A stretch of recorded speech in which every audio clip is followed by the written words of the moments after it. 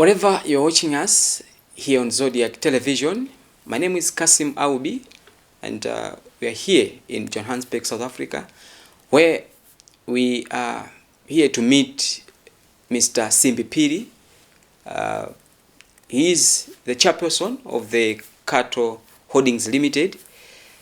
We are here to get his views and his reactions to the demise of State Vice President of Malawi, Dr. Saulos Chilima, who died in a plane crash in Mzimba. And we are here to meet a man who considered himself a friend to Dr. Saulos Chilima. And this is Mr. Simbi Phiri, the chairperson of Cattle Holdings Limited. We are here to get his views as well as his reactions to the demise of the Vice President of Malawi, Dr. Saulos Chilima. Welcome, Mr. Simbi Phiri. Thank you. How is South Africa? Well, I mean, where I am, we are fine. Thank you. Yeah. So, first of all, if you were given a chance to give your eulogy to the demise of Dr. Saulos Chilima, what would you say? Saulos was addictive in nature. You find somebody who is clever, astute, a maverick, and very good to have a conversation with. Yeah. And as you know, he was closer to the youth. And I mean, I am ordered by almost 12 years to Saulos, but when we talked, you wouldn't say there's such a gap. No, you wouldn't. He was very, very organized, and his death to me has been crushing and pulverizing. And look, I have taken almost 5 days to reconcile myself to his passing. Yeah. And it's just difficult for me, literally, for the closeness that I had, my family and him. Yeah, no, so it's not an easy situation for me, but we have to move on. So, how did you receive the news of the demise of Dr. Saulos Chilima and the subsequent confirmation of his death? I received the news quite earlier. This was very crushing and pulverizing for me because I had been with him for 8 hours earlier on Saturday. I had lunch with him and his wife. So right here in South Africa. Right here, yeah. Right here at home. Yeah. And so on a Saturday he left on Sunday. Monday, as he tried to go to Mzuzu, yeah. Obviously that's where we have all this tragedy. But it was definitely numbing. Yeah. What was your immediate reaction? I was like, are you sure? Can that be? You know, you like, no. So for a person as addictive as him, you feel like we have the right to have him forever. Yeah. But when I got to know that he's actually crashed, I couldn't reconcile myself. That's then the hysteria and crying. I really did cry, for sure I did. It was not good at all. So, yeah, the news was devastating, crushing and pulverizing. Yeah. Yeah. So, we understand that you were friends with Dr. Chilima before he became Vice President of the Republic of Malawi. What kind of a person was Dr. Chilima? He was ready to compromise at all issues difficult. And that is the aspect of a character of an astute man, a maverick. He was not stuck to things. He was ready to change if it is not gainful or profitable idea or action to follow. So that is how I found him, and I then immediately moved to really engage him on several occasions, personal. We would drink together. We'll have the whole night together, like the way siblings would do. Yeah. This is how it was. Me and him were deeply attached. I know he was attached to so many people, but I'll only talk about me. When I'm with him, the time stopped.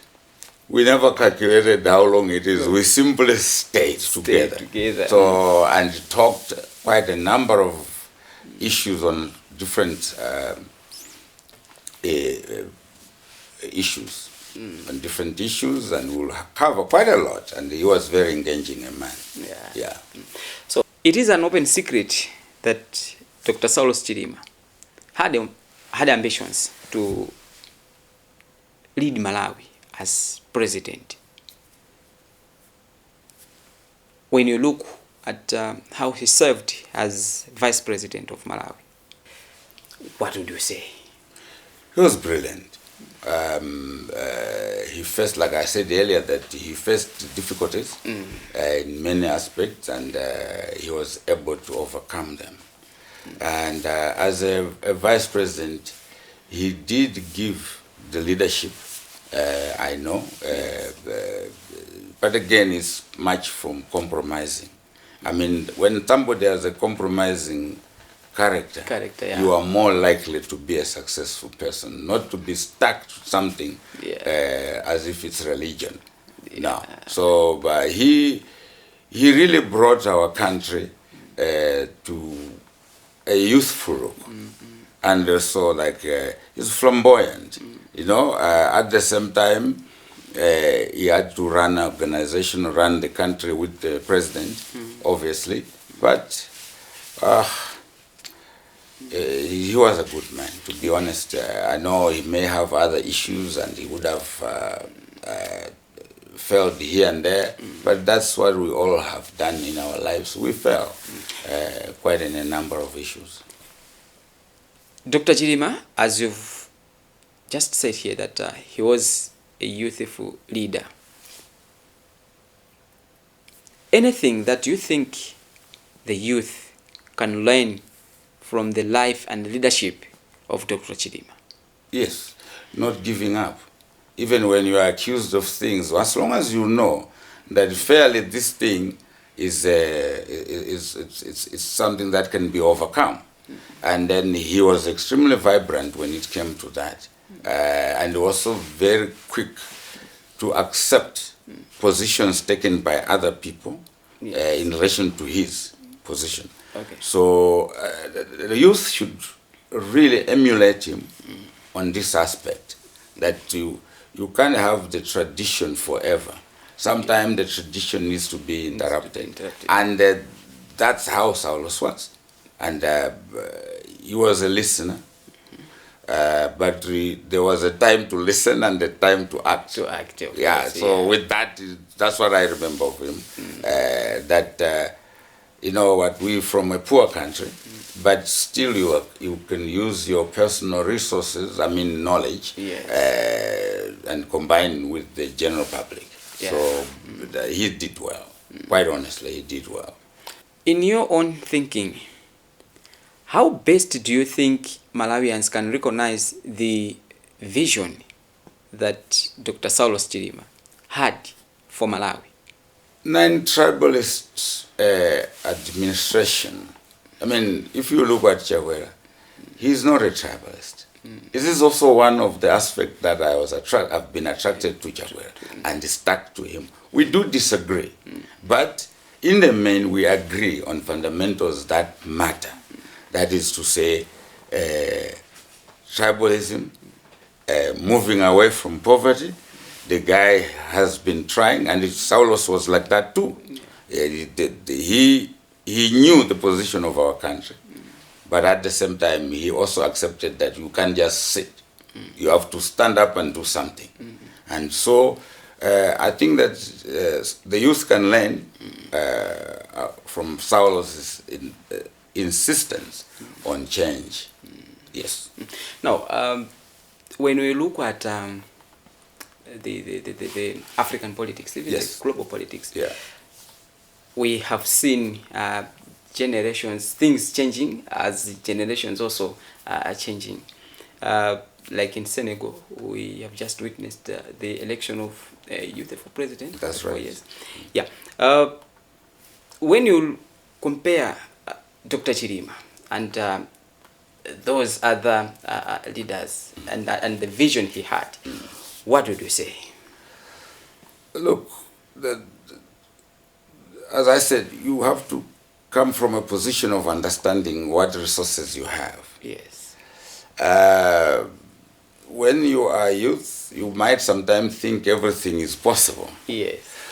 But, you know, you then in practice realize that to theorize is good, but theories do not amount to practical in the greater scheme of things, in reality. So Saulos had reached that level now. He said, well, I'm young and energetic, wanting to get this thing done, but at the end of the day, he realized that energy alone does not help. It requires the mixture of age and youth. So the generation mix is crucial, and he has accepted that. That's why I'm 11 years older than him, but he was always with me whenever it was necessary for us to interact. He never shied away. So that is an understanding that when you are youth, you should not run away from the aged people. They have a lot to offer, but obviously you live in a different generation, which will never be the one we grew up in. But in spite of that, we need that mix.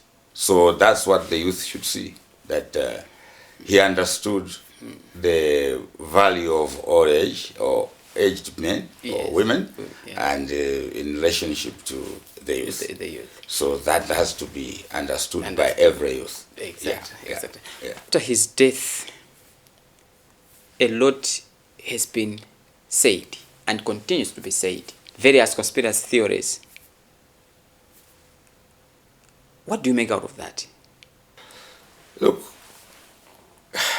it's difficult to have Saulos die with this particular incident. You know, it's sudden. It is also dangerous for people to throw insinuations and innuendos into the minds of the general population, to say somebody might have been killed or it was a plan and all that. When you don't have evidence, I would ask the Malawians to desist from this. It can cause unnecessary rage and riots, and people die, property will be destroyed. We don't need that. I don't think Saulos, would like that. But if indeed there is a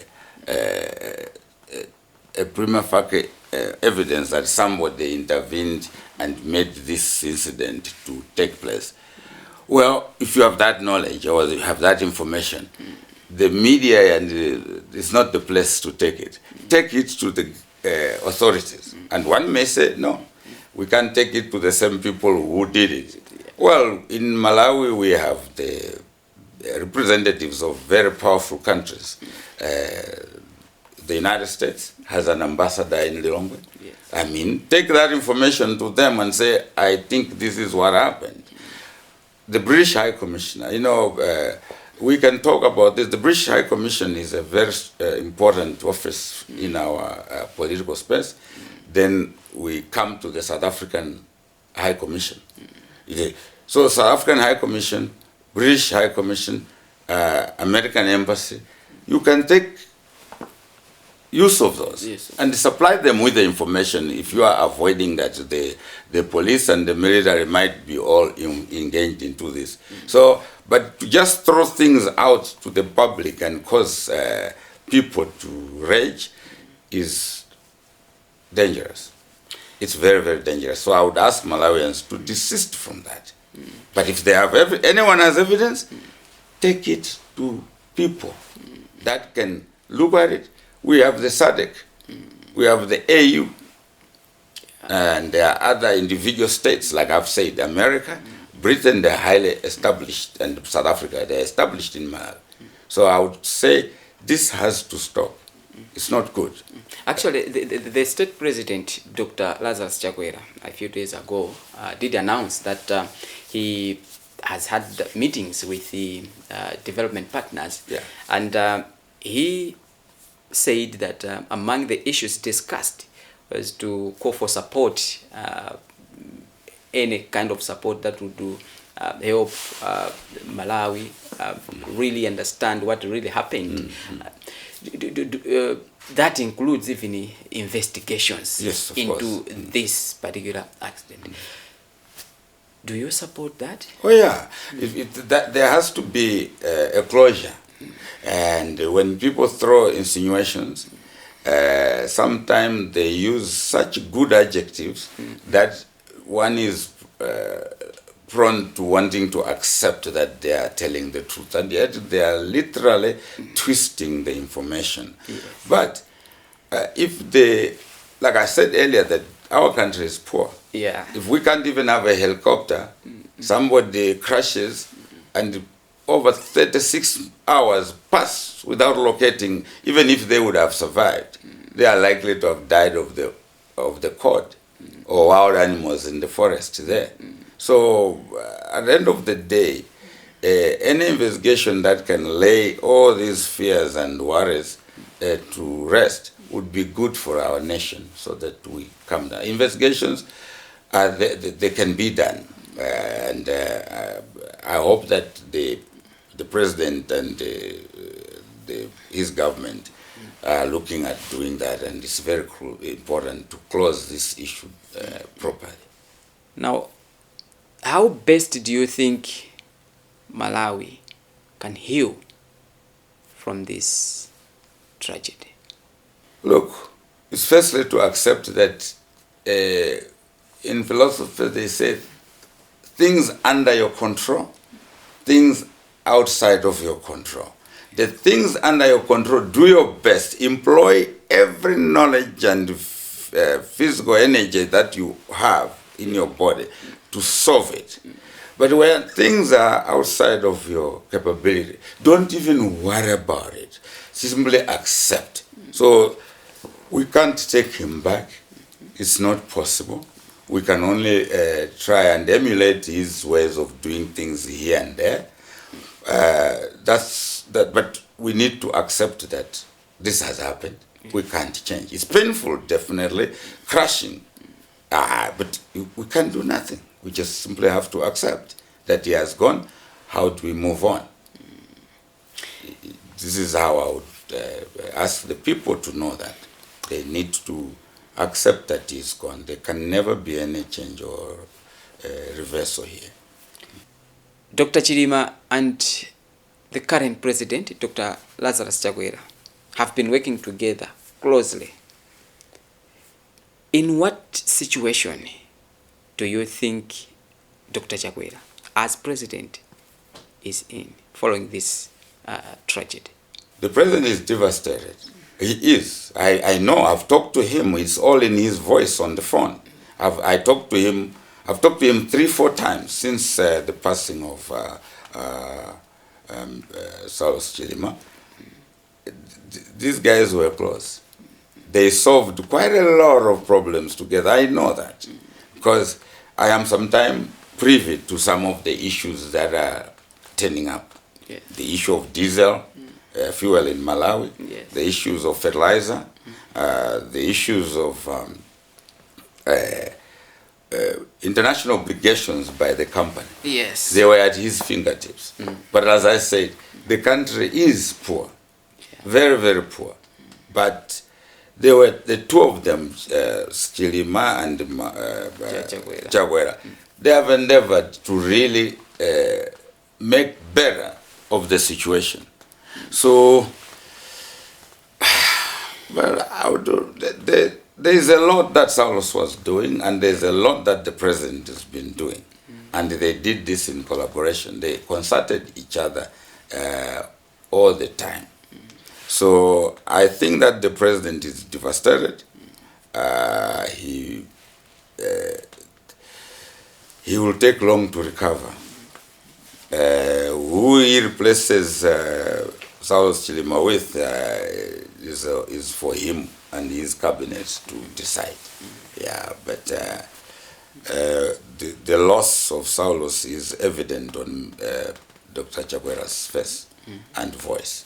You've touched a very critical aspect, the issue of who he chooses to replace Chilima. Yeah. We know that Chilima was coming from UTM, Yeah. which is a partner in Tonse Alliance. That's right.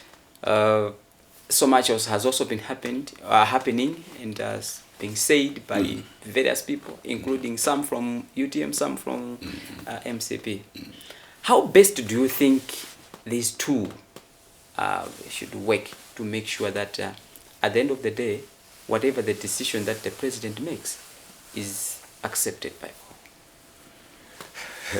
That's a little bit difficult there, or a little bit hard for me to comment. Yeah. But I'll say this.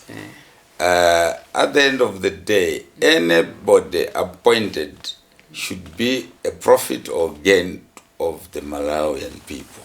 Yes. The other is the people that must benefit from the appointment of that individual. And it's not about them or the parties they come from, but the general public. Yes. Are people who are able to understand the intricacies of paying foreign debt, Yes. Running the economy, Yes. a difficult economy that is ours. Yes. So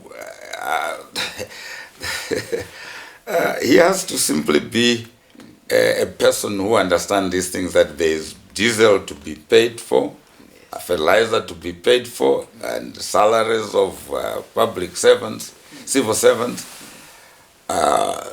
This is what we need now. We need people who are practical, Yes. people who not just having a paper degree, but that can transform what they know into action. Up until we have people like that, we're not going to get anywhere. So president has to really be animated in appointing somebody who is robust, who can really withstand the crushing weight of poverty. That's how we wrap up our interaction with Mr. Simbi Phiri.